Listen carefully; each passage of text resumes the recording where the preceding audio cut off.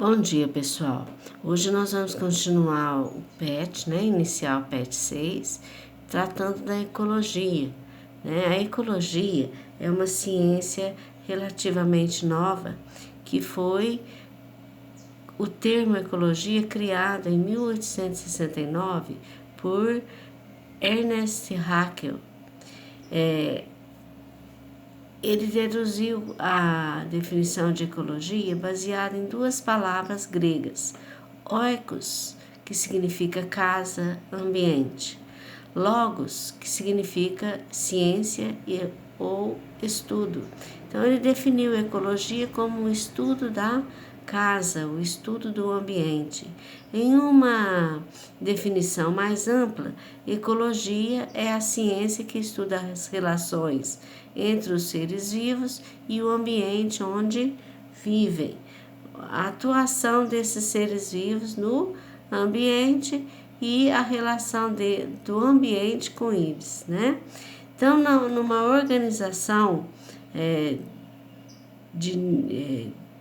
organização de seres vivos, nós temos a seguinte escala. Tudo começa com o átomo. O átomo, o que é? É a menor partícula da matéria, a parte indivisível da matéria. Então, o átomo são os elementos químicos. Os elementos químicos, eles se agrupam formando as moléculas. As moléculas vão se agrupar formando as organelas. As organelas vão se interagir formando as células. Essas células se diferenciam e se agrupam formando os tecidos. Os tecidos vão se agrupar para formar os órgãos. Os órgãos vão se agrupar também para formar os sistemas.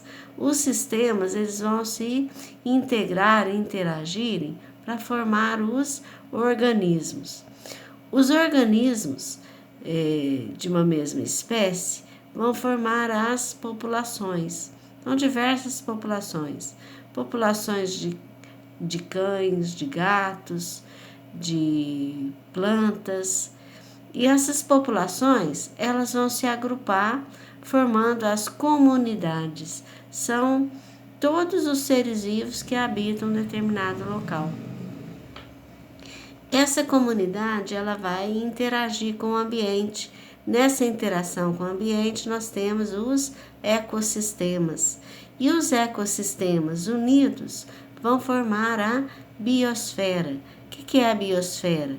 É a camada da faixa da Terra onde existe vida. Desde os lugares mais impróprios, onde existe vida, até os lugares onde a vida surge com mais facilidade, certo? Então, essa é a organização dos níveis de seres vivos, do átomo até chegar à biosfera. Então, olha, os ecossistemas, eles estão interligados. Neles ocorre um grande fluxo de matéria e de energia. Então, passa para os seres vivos grande quantidade de energia e de nutrientes através dos ecossistemas. Nós temos na ecologia várias definições que a gente precisa compreender para poder estudar a ecologia. Uma delas é o habitat. Habitat é o lugar onde o ser vivo vive. É o lugar, o espaço físico onde uma determinada espécie vai sobreviver.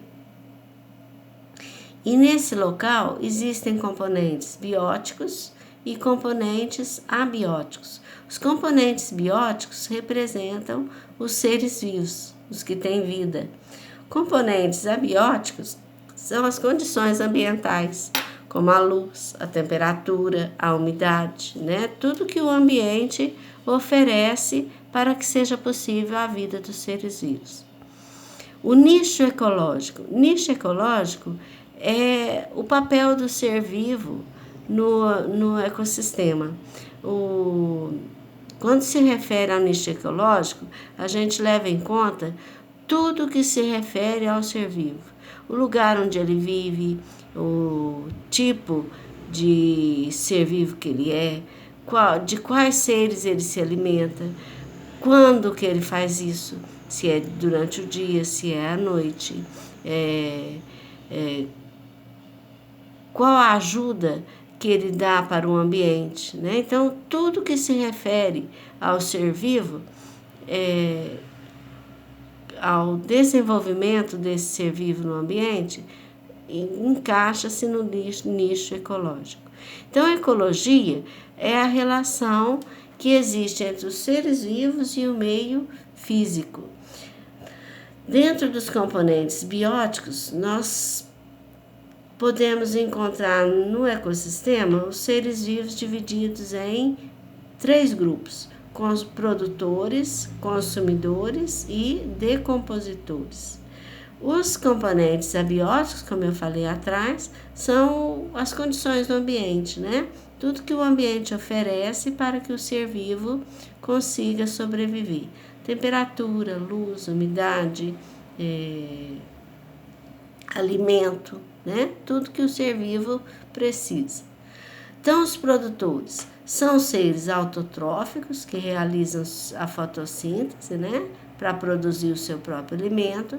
Podem viver no meio terrestre ou no meio aquático. No meio terrestre são representados pelos vegetais e no meio aquático as algas microscópicas no mar e as algas e algumas plantas fanerógamas nos rios, né? Vegetais nos rios. Consumidores são seres heterotróficos, que eles não realizam a fotossíntese, mas eles realizam algumas associações entre os seres vivos. São elas: predatismo, é quando um ser se alimenta do outro; parasitismo, quando um ser vive à custa do outro, causando prejuízo, né? Que é o caso do coronavírus, né? Que vai causar a doença. O comensalismo, que é o caso de algum ser vivo que se alimenta de alimentos consumidos por outros seres. Por exemplo, o anu, ele se alimenta de restos, desculpa, gente, a rêmora o peixe, ela vive junto com o tubarão para se alimentar dos restos de alimentos deixados pelo tubarão. Então, o tubarão caça e a rêmora, ela pega um pouco da caça do tubarão, certo? Mutualismo é quando um ajuda o outro vivendo juntos, que é o caso do anu. O anu, ele é muito visível no dorso de bois e ele captura os carrapatos que estão na pele do boi, certo? Eles podem ser classificados em consumidores de primeira ordem, consumidores de segunda ordem, consumidores de terceira ordem, conforme o alimento que eles conseguem. Consumidor de primeira ordem é também chamado consumidor primário, porque ele se alimenta direto dos produtores. Consumidor secundário ou de segunda ordem são aqueles que se alimentam direto do consumidor primário. E consumidores terciários de terceira ordem são aqueles que se alimentam dos secundários. E assim por diante, né? Entre os decompositores, nós citamos as bactérias e os fungos, né? Que são seres heterotróficos, que vão se alimentar de cadáveres e restos de plantas e animais e fazer a decomposição da matéria. Então, são eles responsáveis pela reciclagem da matéria. Então, por exemplo, quando cai na floresta as folhas e frutos de uma árvore, essas folhas e frutos ficariam acumulados na superfície se não houvesse os fungos e bactérias para decompor essa matéria que caiu. Então, as folhas e restos de frutos, vão ser consumidos por fungos e bactérias para que haja a limpeza, vamos dizer assim, né, do local. Então, os decompositores, eles trabalham como se fossem os lixeiros do ambiente, né, que eles vão retirar do ambiente todo o material que não é bem-vindo, né, todo o material que representa imundície, né, vamos dizer assim. Eles vão fazer com que a matéria volte para o ambiente para que ela possa ser reaproveitada pelo ser vivo, certo? Espero que com esses slides, pessoal, vocês possam entender bem a parte da ecologia e fazer um bom trabalho.